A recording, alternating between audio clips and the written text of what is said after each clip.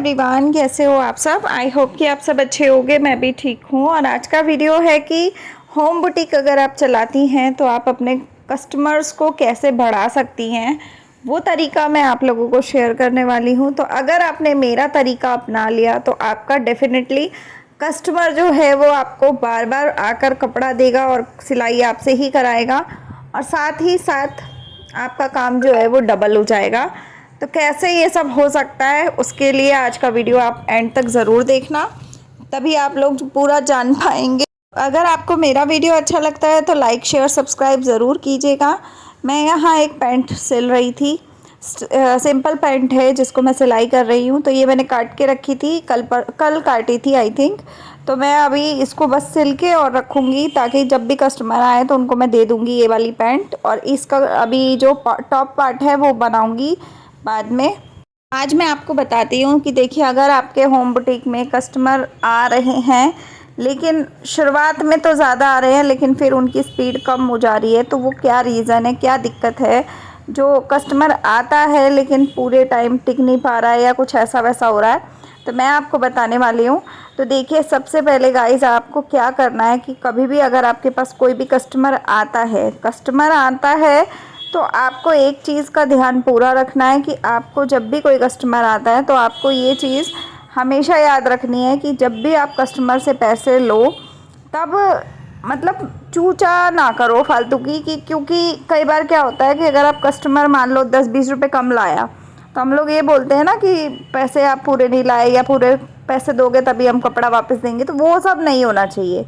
अगर कस्टमर के पास मान लो कभी किसी टाइम पैसा पूरा नहीं है और उसे सूट चाहिए और वो आया भी है, तो आप उसको उसका कपड़ा दे दो।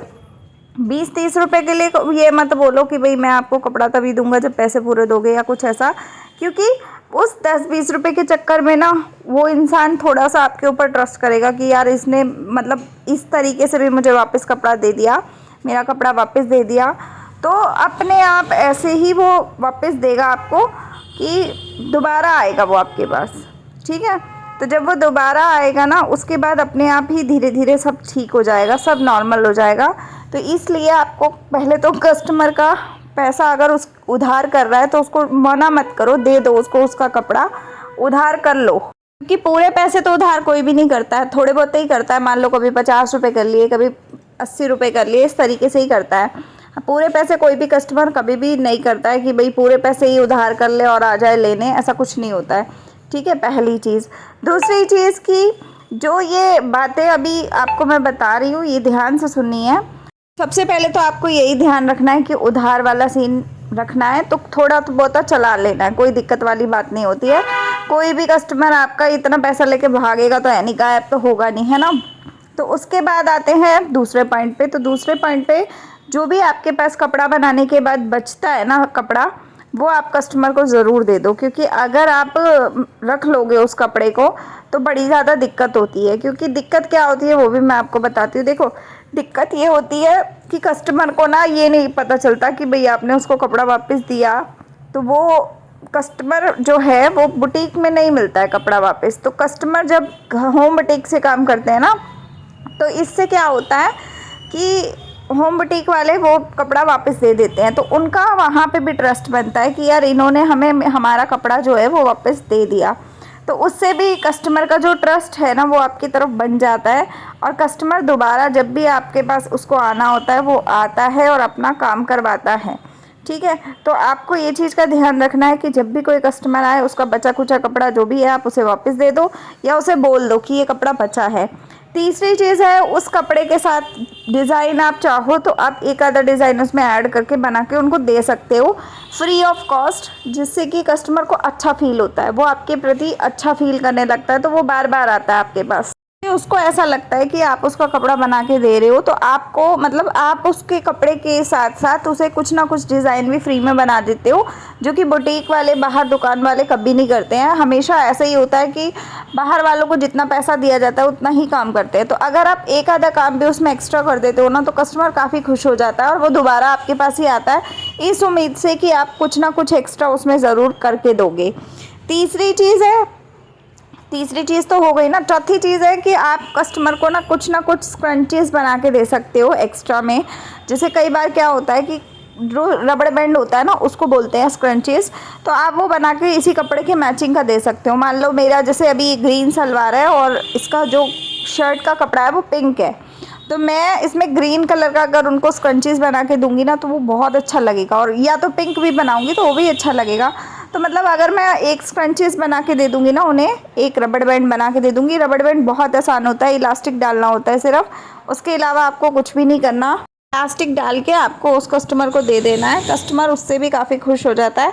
कस्टमर को लगता है कि भाई इन्होंने तो मैचिंग का स्क्रंचीज भी हमें फ्री में बना के दिया है। तो उनको नहीं पता होता कि इसमें कितना महंगा बनता है या सस्ता बनता है या क्या होता है, लेकिन ये है कि उनको फ्री में मिलता है तो वो बहुत ज़्यादा खुश हो जाते हैं कस्टमर जो होते हैं।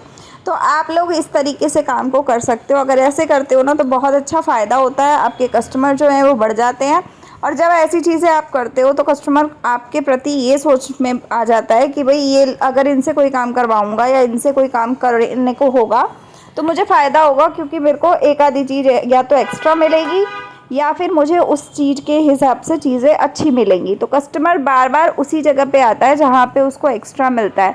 जहाँ पर भी फ्री का सामान मिल रहा होता है ना वहाँ अपने आप पब्लिक भागी दौड़ी चली जाती है, और कम रेट में मिल रहा हो तो और ज़्यादा पब्लिक जाती है ना। आपको सिर्फ ये फ्री वाला जो सामान है या फ्री वाली जो आइटम है या डिज़ाइन है वो ज़रूर करना है आपको, अगर आपको अपने कस्टमर को बढ़ाना है, ठीक है। क्योंकि फ्री वाली चीज़ में ना कभी भी कोई भी इंसान, अगर हम भी होंगे ना, हम भी ये नहीं देखेंगे कि वो 2 रुपये की चीज़ फ्री दे रहा है या 10 रुपये की दे रहा है या 20 रुपये की दे रहा है, या फिर हमारी ही चीज़ों में से वो चीज़ निकाल के दे रहा है। हमें ये सब चीज़ों का मतलब नहीं होता, हमें सिर्फ ये होता है कि वो फ्री में देगा। बस हमारे दिमाग में माइंडसेट हमारा ये होता है कि वो फ्री में देगा तो हमें फ्री वाले के पास जाना है। बेशक हम उसको उसी के सामान में से चीज़ें निकाल के दे रहे हो, उसी खर्चे में से उसको वो चीज़ दे रहे हो, पर उसको फ्री का मिल रहा है तो उसको अच्छा लगता है वो सब चीज़ें।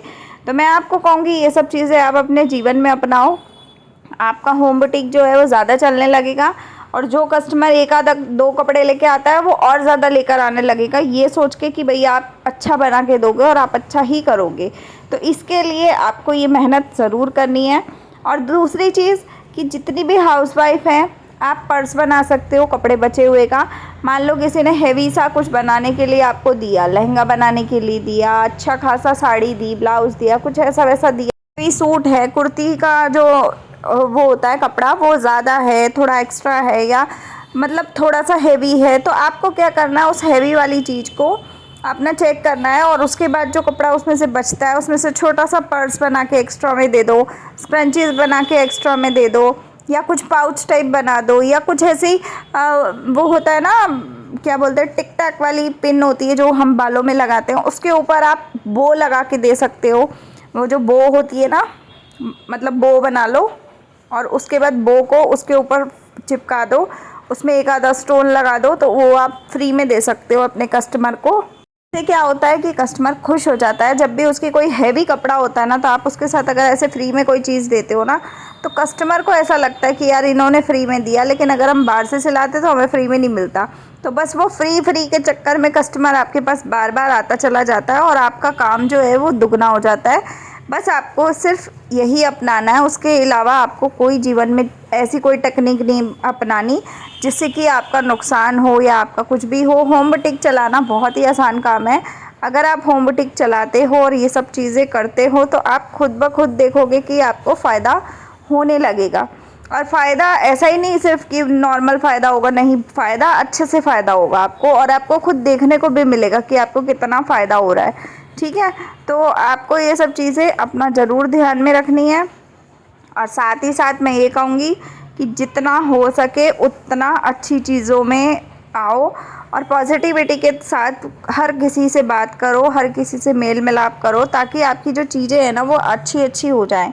काफ़ी सारे कस्टमर ऐसे भी होते हैं कि जो आपकी बात करने के तरीके से ही आपके पास आते हैं बार बार, कि आपके पास अगर वो आएंगे तो आप बात उनसे अच्छे तरीके से करोगे, तो आपको कहीं ना कहीं पॉजिटिविटी उनको भी चाहिए होती है। इसके लिए कस्टमर आपके पास बार बार आता है और कस्टमर आपसे खुश होकर जाना चाहता है।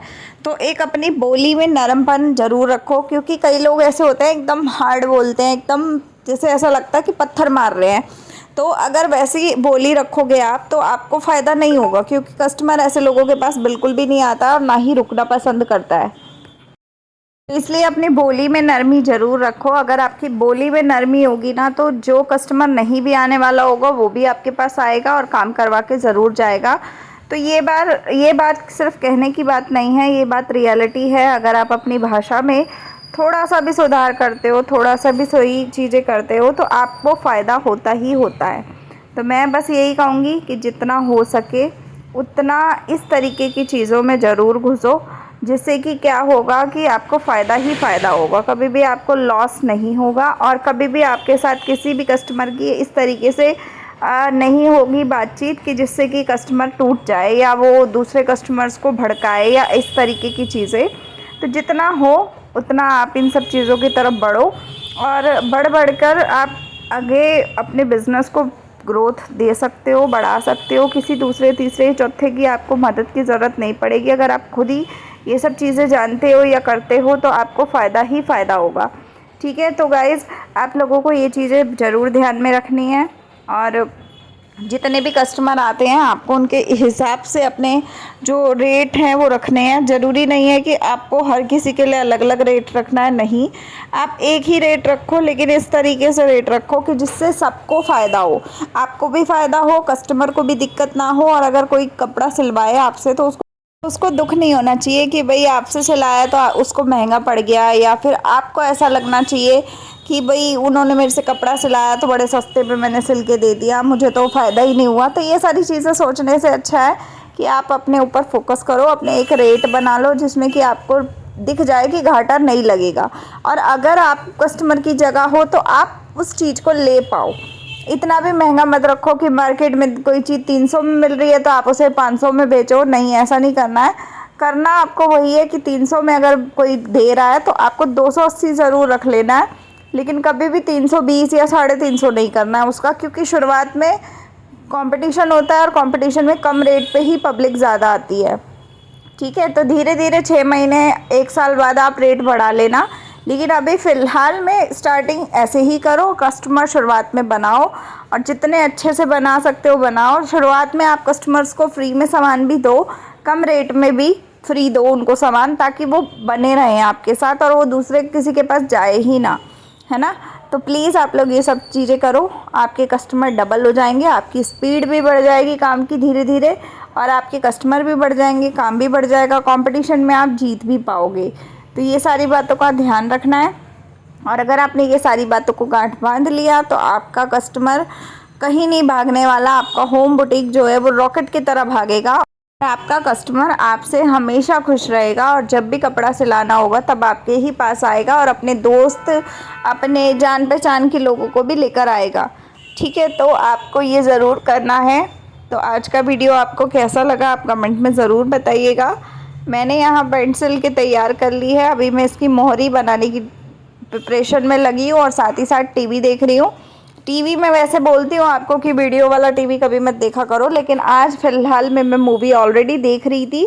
देखते देखते ही मैंने सोचा कि चलो प्लाज़ो पेंट बनाते हैं, क्योंकि देखिए टीवी जो चल रहा है वो बहुत ही कम उसमें चल रहा है, मतलब बहुत ज़्यादा कुछ नहीं है, सुनने वाली ही मूवी मैं देखती हूँ ज़्यादातर। तो टीवी मैं इसलिए लगा के बैठी थी क्योंकि मेरे पास सिर्फ पेंट का काम था। जब टॉप पार्ट बनाती हूँ तब मैं टीवी कभी नहीं देखती क्योंकि उसमें गड़बड़ हो सकती है। लेकिन पेंट एकदम सिंपल थी, इसमें 3-4 सिलाइयाँ का ही काम था, तो मैंने सोचा कि क्यों ना, टीवी तो मैं ऑलरेडी पहले से ही देख रही थी, तो मैंने सोचा कि चलो वीडियो भी बना लेती हूँ और साथ ही साथ मैं पेंट भी सिल लेती हूँ। तो आज का वीडियो आप लोगों को कैसा लगा आप ज़रूर बताइएगा। अगर आप चैनल पे नए आए हैं तो सपोर्ट ज़रूर कीजिएगा। और अभी मैं फुल लुक भी दिखाती हूँ इस पेंट का कि मैंने कैसा बनाया है। तब तक आप लोग वीडियो अच्छा लगा हो तो लाइक शेयर सब्सक्राइब कर दीजिएगा। तो देखिए यहाँ पे बस मैं इसको पोंचे को पूरा बना रही हूँ, दोनों पैर को बना रही हूँ। उसके बाद मैं आपको उसको सीधा करके दिखाती हूँ कि कैसा है ये। तो काफ़ी अच्छा बन गया था, जल्दी बन गया था, 20 मिनट के अंदर अंदर मैंने इसको टीवी देखते देखते भी पूरा कर लिया। तो अब मैं सीधा करके दिखाती हूँ। तो नॉर्मल बना है, सिंपल पेंट, देख सकते हो आप लोग। तो जब कस्टमर आएगा उन्हें दे दूँगी। तो अब मैं रखती हूँ इसको। और आज का ब्लॉग यहीं तक, आप लोग कमेंट में बताइएगा कैसा लगा। मिलते हैं अगले वीडियो में, तब तक के लिए बाय, टेक केयर।